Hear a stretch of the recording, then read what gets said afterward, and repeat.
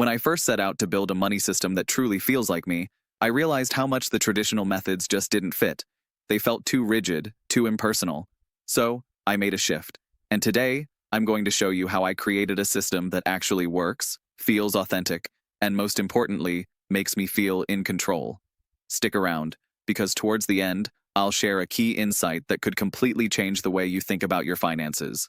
The first thing I did was stop following the conventional advice. You know the kind: save a fixed percentage of your income, invest in this fund, or spend only on what's necessary. The problem with these traditional systems is they're generic. They don't account for the way we truly feel about money. For me, it's not just about saving for the future. It's about building a system where I feel empowered to make decisions that align with my values and my goals. Now, I know what you might be thinking, but isn't saving for the future still important? Absolutely.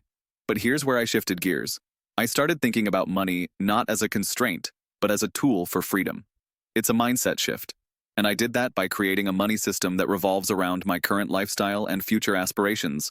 One of the most critical decisions I made was to track my spending in a way that didn't just categorize purchases, but actually showed me how each spending choice aligned with my values. I wasn't just tracking numbers, I was tracking intentions.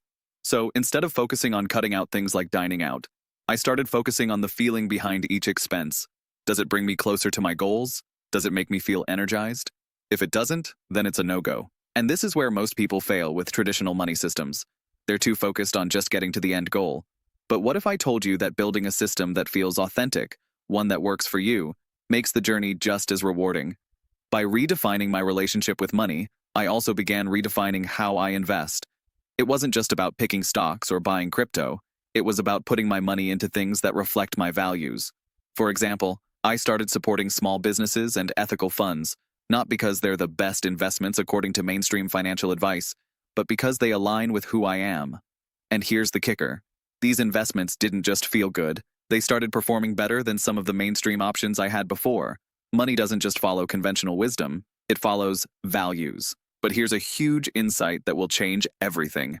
The one thing that allowed this system to feel like me was flexibility. I stopped being so rigid with how my money should behave. I gave myself permission to make mistakes, to pivot when something didn't feel right, and to adapt based on life's circumstances. That freedom is what really allowed my system to work.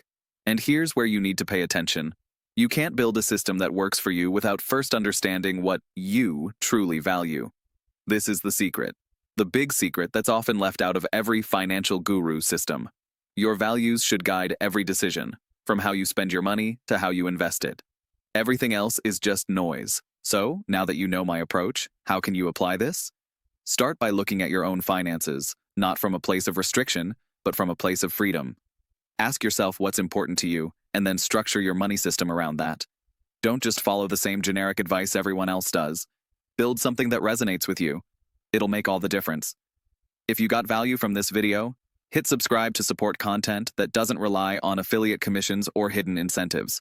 This is the kind of content I'm passionate about, and I hope you are too.